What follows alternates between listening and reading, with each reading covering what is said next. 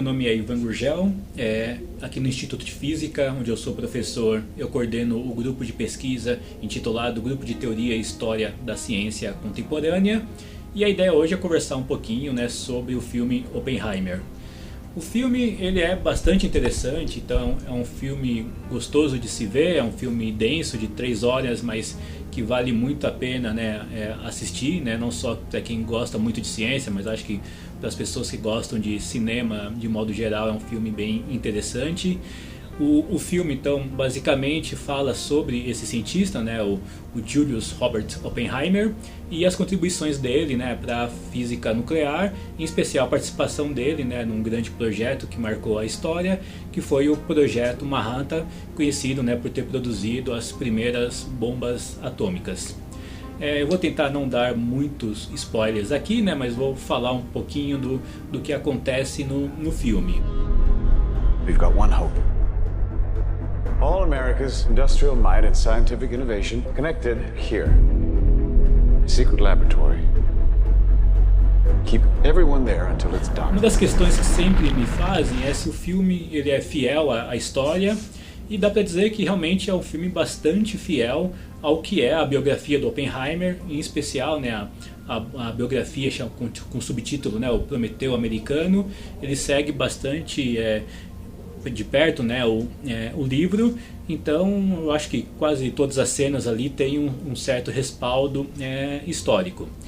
Claro que como é um filme, não é um documentário de história, fica algumas lacunas, porque até o diretor ele acaba optando mais em, às vezes, tentar, né, mostrar o drama envolvido nesse episódio, e tem cenas belíssimas, assim, tem muitas cenas que fazem close nos atores, né, no Cillian Murphy, o ator que faz o Oppenheimer, que é um excelente ator.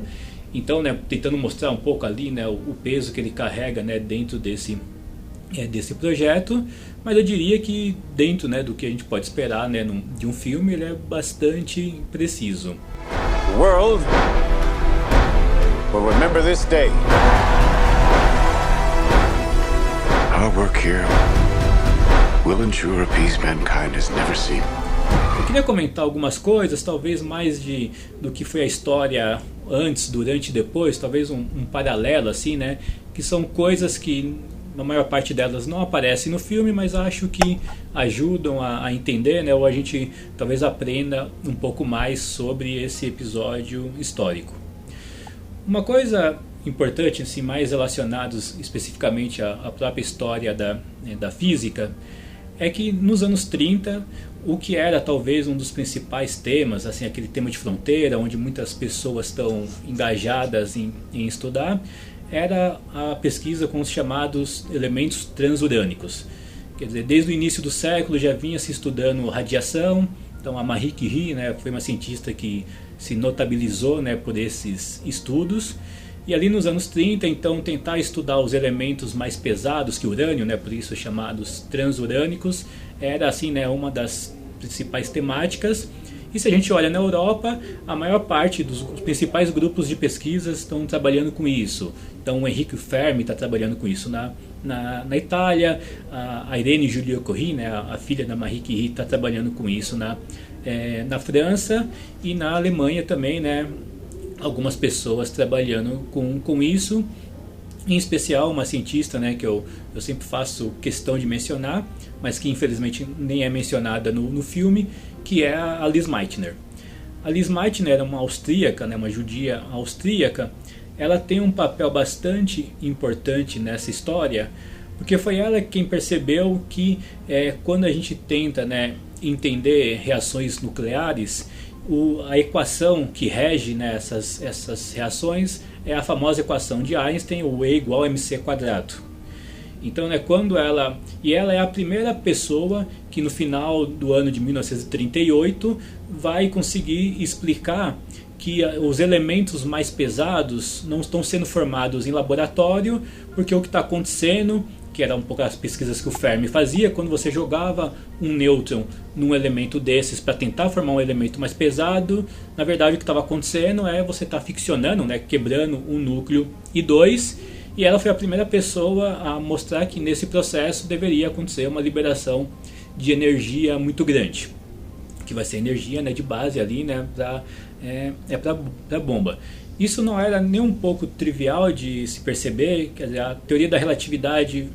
vinha sendo estudada, mas mais em problemas relacionados ao eletromagnetismo. Então ela perceber que uma reação desse tipo estava ligado à relatividade não é algo trivial. Então, né, e a partir desse trabalho, que a partir de 1939 as pessoas começam a se preocupar com os usos, né, da energia nuclear, inclusive com o início da Segunda Guerra Mundial, então com a possível corrida, né, nuclear em torno disso. Ali no filme isso acaba não sendo mencionado e já só anunciam, né, que tinham conseguido fazer a fissão como se já fosse uma coisa esperada. E ali, né, e o próprio grupo do Oppenheimer que está trabalhando em Berkeley já então muito rapidamente conseguiu explicar isso. Ali eu acho que eles aceleram um pouquinho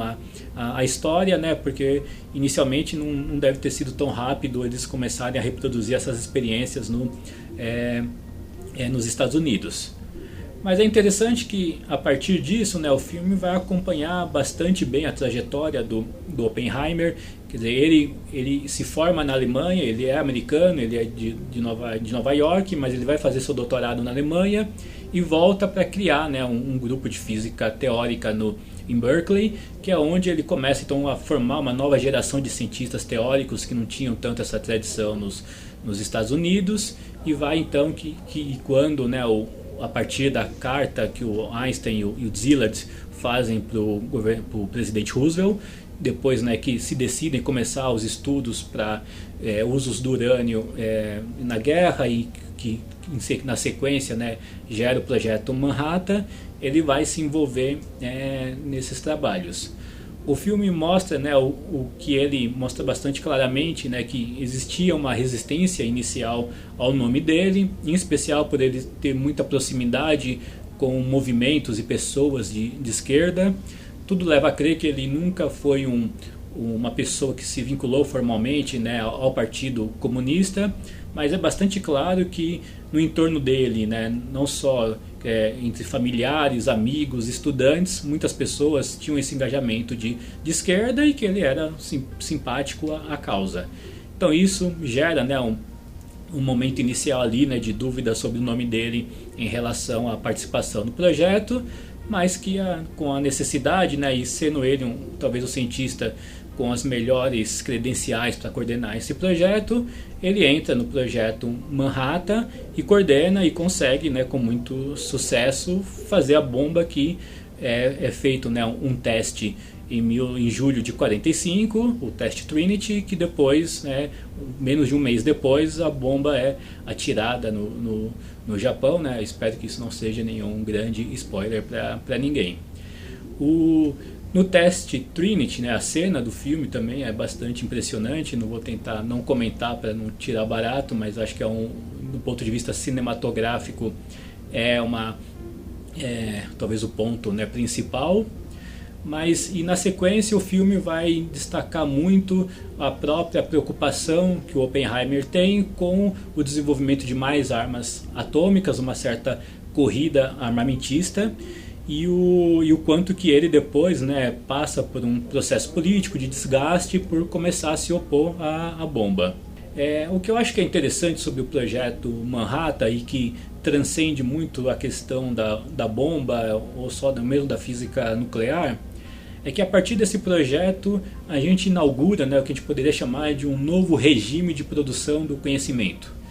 Quer dizer, a ciência ela vinha assim, a ciência tem um caráter coletivo, mas esse caráter coletivo ainda era muito pautado em se organizar em pequenos grupos, cada um trabalhando na sua instituição e fazendo as suas pesquisas, às vezes trocando informações com pesquisas, né, com outros laboratórios de mesma temática. Mas essa ideia de que a ciência, né, ela pode ser um grande empreendimento, onde às vezes você pode conseguir reunir milhares de pessoas trabalhando em torno de uma mesma finalidade, isso que passou a ser chamado, né, na sociologia, na história da ciência, né, como a chamada Big Science, foi de certa forma uma invenção que vem, né, desse projeto. Esse projeto ele inventa esse novo modus operandi. e que gera consequências, por exemplo, toda a área, né, de a corrida espacial não deixa de ser uma segunda fase, né, de um projeto desse tipo. Ou se a gente pega até coisas recentes, se a gente olhar como o mundo científico se organizou, né, para ter uma vacina para combater a atual pandemia da Covid, também, né, é esse modo, né, de mais voltado assim, né, a um certo grande empreendimento de muitos grupos colaborando em grande escala, e muitas vezes não só colaborando entre universidades, mas colaborando com o setor industrial, com, por exemplo, indústria farmacêutica, uma série de áreas. Então tudo isso é um pouco esse elemento, né, que é criado a partir desse projeto, que mesmo para os usos pacíficos de energia nuclear, ou mesmo a física de altas energias, né, que atualmente busca entender a composição da matéria sem sem vínculo nenhum com o desenvolvimento armamentista, ainda opera dentro desse modus, né, que é criado nesse momento da história. Então acho que